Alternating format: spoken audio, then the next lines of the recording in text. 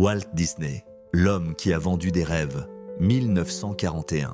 Walt Disney est au bord du gouffre, son studio est en grève, 500 animateurs ont quitté le travail, il campe devant les grilles avec des pancartes, Disney exploite ses artistes. La presse le crucifie. Le FBI enquête sur d'éventuelles infiltrations communistes dans son entreprise. Blanche-Neige, son triomphe de 1937, semble déjà loin. Pinocchio a perdu de l'argent. Fantasia a été un désastre financier. Dumbo est sa dernière chance, mais personne ne croit en un film sur un éléphant qui vole. Walt a 39 ans. Il vient de perdre le contrôle de son propre studio, les banques possédant désormais 80% des actions. Il n'est plus vraiment le patron de Disney. Mais dans quelques années, Walt Disney va construire quelque chose que personne n'a jamais osé imaginer. Un royaume où les adultes redeviennent des enfants.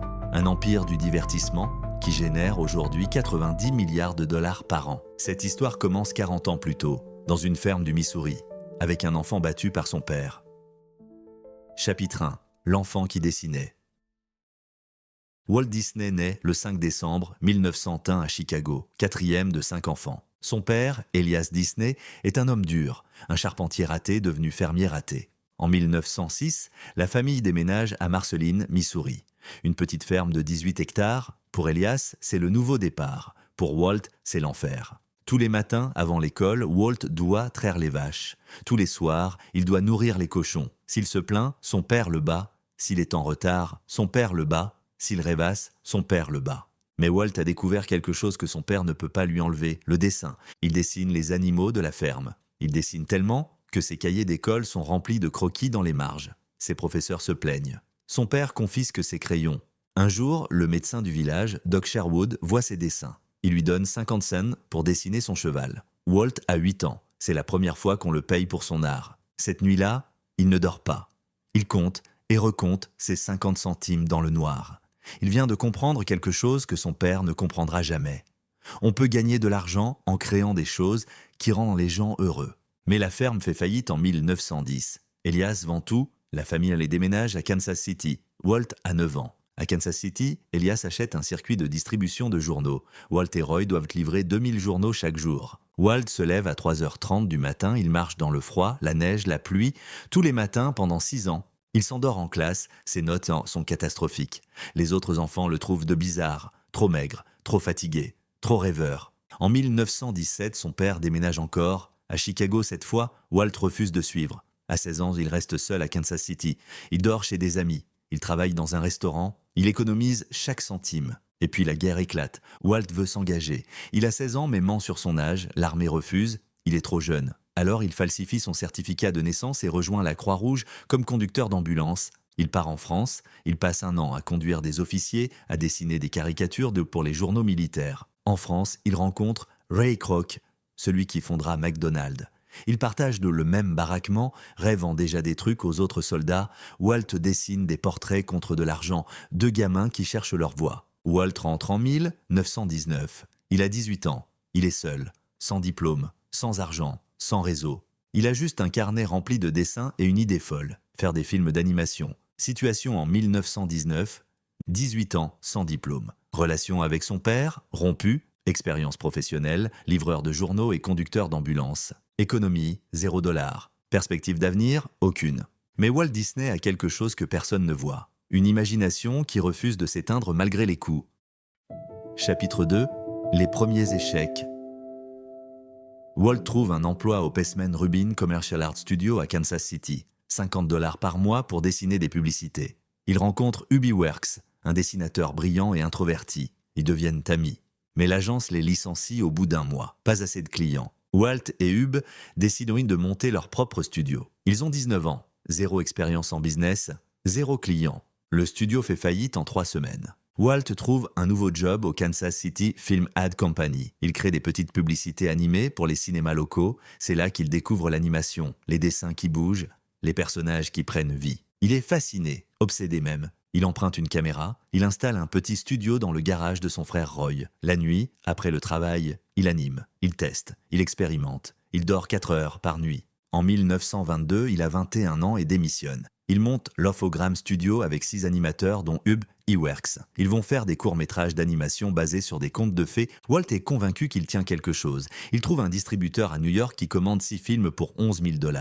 Walt signe immédiatement. Mais il y a un problème. Le distributeur ne paye pas d'avance. Walt doit produire les 6 films avec ses propres fonds. Il emprunte, il hypothèque, il convainc sa famille d'investir. Pendant 1 an, ils produisent des courts-métrages innovants en travaillant 16 heures par jour. Le distributeur adore, il les montre dans quelques cinémas, le public applaudit. Et puis, le distributeur fait faillite, sans payer un centime. Walt a 22 ans. L'Ophogram Studio s'effondre en 1923. Ses employés partent, ses créanciers le poursuivent. Il ne peut même plus payer son loyer. Son frère Roy lui écrit de Californie. Il vient d'être soigné pour tuberculose dans un sanatorium à Los Angeles. « Viens ici, il fait beau, on peut recommencer à zéro. » Walt vend tout ce qu'il possède. Il achète un billet de train aller simple pour Los Angeles. Il a 40 $ en poche et un costume élimé sur le dos. Juillet 1923. Walt Disney arrive à Hollywood avec rien, absolument rien, sauf une valise remplie de dessins et un film inachevé sur Alice au pays des merveilles. Il a 22 ans, il vient d'échouer 2 fois, personne ne connaît son nom. Chapitre 3. Le vol qui a tout changé. Walt et Roy créent Disney Brothers Studio dans le garage de leur oncle. Pas d'électricité, pas de chauffage. Walt termine son film Alice's Wonderland, un mélange d'animation et de prise de vue réelle. Il l'envoie à Margaret Winkler, une distributrice new-yorkaise. Elle mord à l'hameçon. Elle lui commande 12 films, Alice, pour 1 500 $ chacun. Enfin, un vrai contrat, avec de vrais paiements. Walt rappelle Ub Iwerks. Il embauche quelques animateurs. Entre 1924 et 1927, le studio produit 56 courts-métrages Alice. Ils ne sont pas géniaux, mais ils payent les factures. En 1927, Walt veut passer à autre chose. Il crée un nouveau personnage, Oswald le lapin chanceux. Un lapin mignon avec de longues oreilles. Les premiers dessins animés d'Oswald sont un succès. Le public adore. Les distributeurs en redemandent.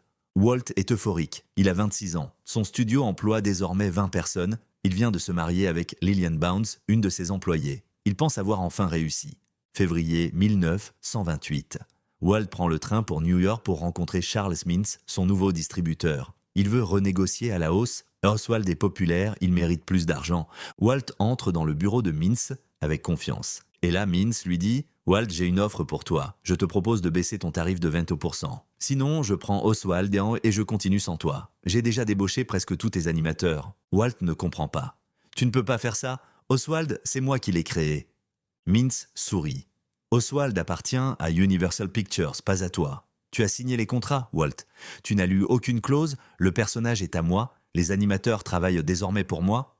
Tu peux partir si tu veux. » Walt reste silencieux. Il vient de comprendre. Il a perdu Oswald. Il a perdu son équipe. Il a presque tout perdu. Cette nuit-là, dans le train du retour vers la Californie, Walt ne dort pas. Il est furieux, humilié, trahi.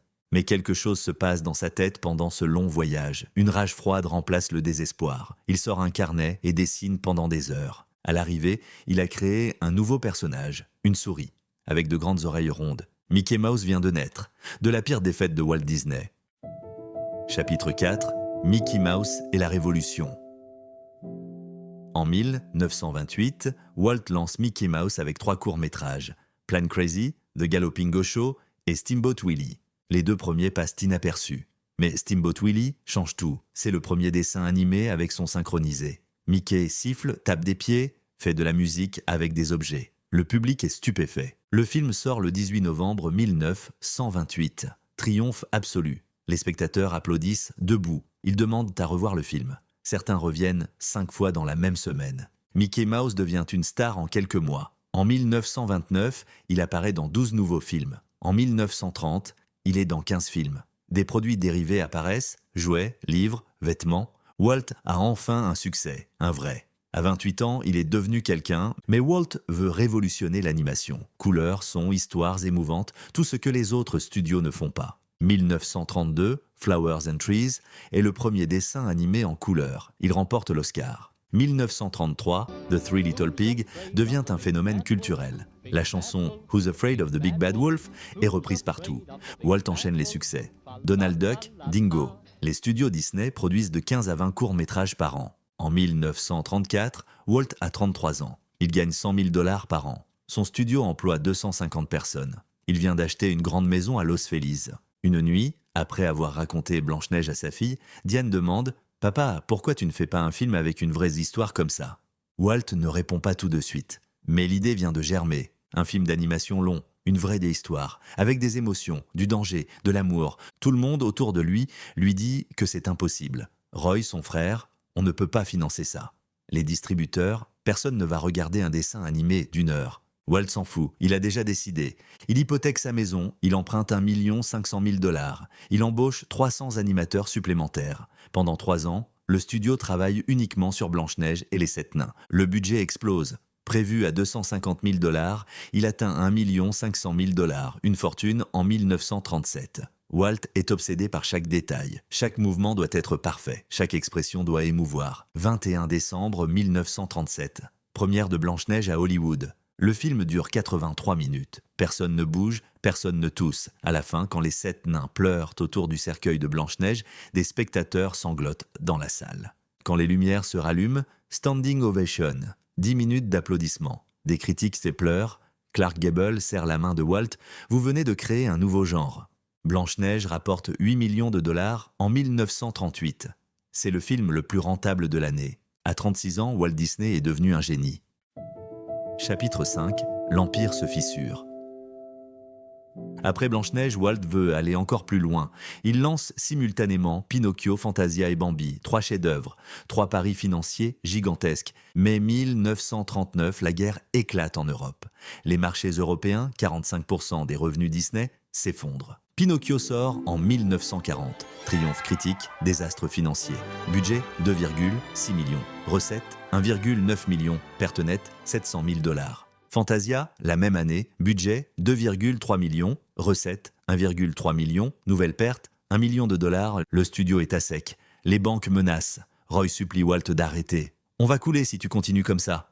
Walt ne l'écoute pas. Il lance Dumbo et Bambi en production simultanée. En 1940, Disney Studios entre en bourse pour lever des fonds d'urgence. Walt déteste ça, il doit maintenant rendre des comptes à des actionnaires. Des hommes en costume qui ne comprennent rien à l'art. Et puis vient 1941, l'année où tout explose. Les animateurs sont épuisés. Depuis des années, ils travaillent en 60 à 80 heures par semaine. Walt exige la perfection, mais paye mal. Les crédits sur les films mentionnent uniquement Walt Disney Presents. Les artistes sont invisibles. Le 28 mai 1941, 500 animateurs se mettent en grève. Ils bloquent les entrées du studio avec des pancartes. Disney exploite ses artistes. Walt a oublié d'où il vient. La grève dure 9 semaines. Walt refuse de négocier. Finalement, Roy négocie dans son dos. Un accord est trouvé. Les animateurs obtiennent des augmentations et des crédits nominatifs. Mais Walt ne pardonne jamais. Plusieurs grévistes sont licenciés dès la fin du conflit. La grève brise quelque chose en Walt, quelque chose d'irréparable. Il devient méfiant, paranoïaque, il surveille ses employés, il enregistre des conversations, il soupçonne tout le monde. 1942, Bambi sort. Chef-d'œuvre absolu, perte financière immédiate. La scène de la mort de la mère traumatise une génération d'enfants, mais ne rapporte pas assez pour couvrir le budget de 2 millions. Situation en 1942, 41 ans, studio endetté de 4,3 millions de $. Relation avec ses animateurs détruite. Créativité bridée par les contraintes financières, réputation, génie désormais considéré comme tyran. Walt Disney commence à comprendre que le talent et la vision ne suffisent pas. Pour survivre, il va devoir devenir un homme d'affaires. Chapitre 6. La renaissance par la simplification. Après la guerre, Walt comprend qu'il doit changer de stratégie. Moins de chefs-d'œuvre coûteux, plus de films rentables. 1950, Cendrillon. Un retour au conte de fées classique. Budget maîtrisé à 3 millions, recettes 8 millions. Enfin, un succès financier. 1951, Alice au pays des merveilles. 1953, Peter Pan. 1955, La Belle et le Clochard. Des succès modérés mais rentables. Le studio respire à nouveau. Mais Walt s'ennuie. Il a 50 ans et l'animation ne le passionne plus comme avant. Il a fait le tour. Il cherche autre chose. Un dimanche, il emmène ses filles au Griffith Park à Los Angeles. Il les regarde sur le manège pendant qu'ils mangent un hot-dog sur un banc crasseux. Walt se dit pourquoi il n'existe pas un endroit où les parents et les enfants pourraient s'amuser ensemble. Un endroit propre, magique, où tout le monde redevient enfant. L'idée de Disneyland vient de naître. Il en parle à Roy. Roy pense que son frère a perdu la tête. Un parc d'attractions? Walt, tu connais rien au parc d'attractions? C'est sale, c'est vulgaire, c'est des stands de tir et des barbies à papa collantes.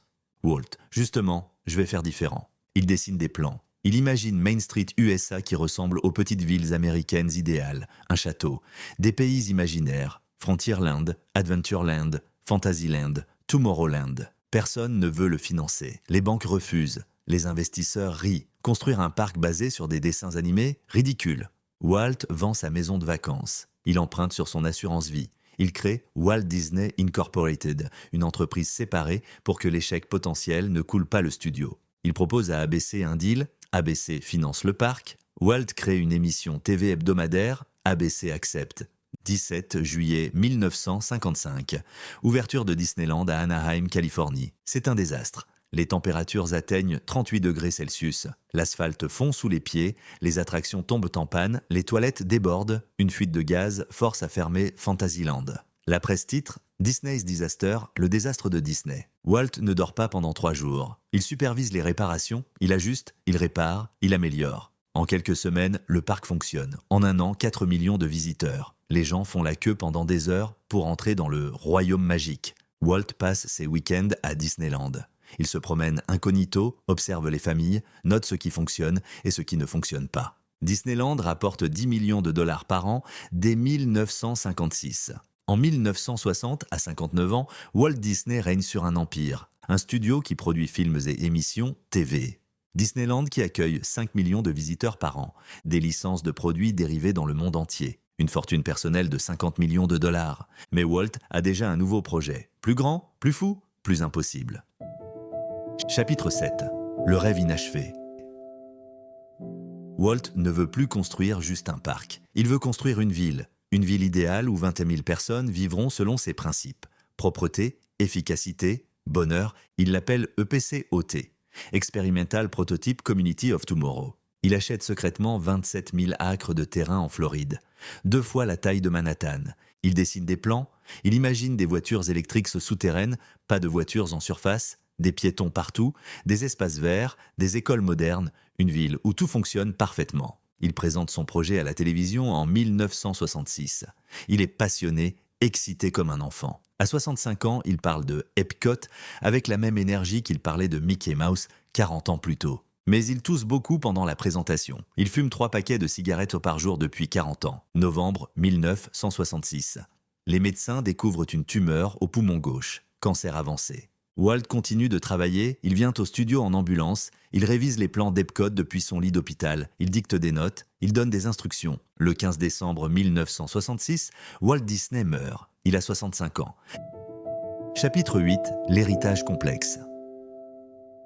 Walt Disney est mort, mais l'empire qu'il a créé allait devenir encore plus grand sans lui. Roy Disney, son frère, prend les rênes. Il a 73 ans mais refuse de laisser le projet mourir. Il rebaptise le parc de Floride Walt Disney World en hommage à son frère. Le parc ouvre en 1971. 10 000 acres d'attractions. Roy meurt 3 mois plus tard. Aujourd'hui, Disney est un empire de 90 milliards de dollars qui règne sur le divertissement mondial avec ses parcs, ses films Marvel et Star Wars et ses plateformes de streaming. Transformation avant-après. Avant 1923, un jeune homme de 22 ans ruiné qui arrive à Hollywood avec 40 $ en poche. Après 1966, un empire du divertissement, une révolution culturelle mondiale, un modèle économique imité partout. Mais l'héritage de Walt Disney est plus complexe qu'une simple success story. Walt était un génie créatif, un visionnaire qui a révolutionné l'animation et inventé le parc à thème moderne. Mais aussi un patron tyrannique qui contrôlait tout et ne pardonnait jamais. Ses animateurs le respectaient mais ne l'aimaient pas. Ses filles l'adoraient mais le voyaient rarement. Roy l'a soutenu toute sa vie malgré leurs disputes incessantes, les accusations d'antisémitisme jamais prouvées, sa collaboration avec le FBI, son refus de créditer ses artistes, autant de zones d'ombre. Walt Disney n'était pas un saint, mais il n'était pas un monstre non plus. C'était un homme qui a transformé la douleur d'une enfance brisée en rêve pour des millions d'enfants. Épilogue. Walt Disney disait « Si vous pouvez le rêver, vous pouvez le faire ». C'est beau, inspirant, mais incomplet. La vérité, c'est que Walt a pu le faire parce qu'il n'a jamais arrêté, même quand tout le monde lui disait d'abandonner, même quand les banques refusaient, même quand ses animateurs le quittaient. Il s'est fait voler Oswald et a créé Mickey. Il a perdu des millions sur Pinocchio et a construit Disneyland. Walt Disney n'est pas devenu un génie grâce à son talent. Il est devenu un génie grâce à son refus absolu d'accepter l'échec comme finale. Vous connaissez maintenant toute l'histoire. L'enfant battu qui dessinait sur les murs d'une grange, le jeune homme ruiné qui dormait dans un bureau à 40 $ par mois, le créateur volé qui a réinventé son propre personnage, et l'homme qui a vendu des rêves au monde entier en refusant d'abandonner les siens, Walt Disney. 1901 à 1966. Le royaume qu'il a construit n'appartient pas juste à une entreprise, il appartient à tous les enfants qui y ont cru.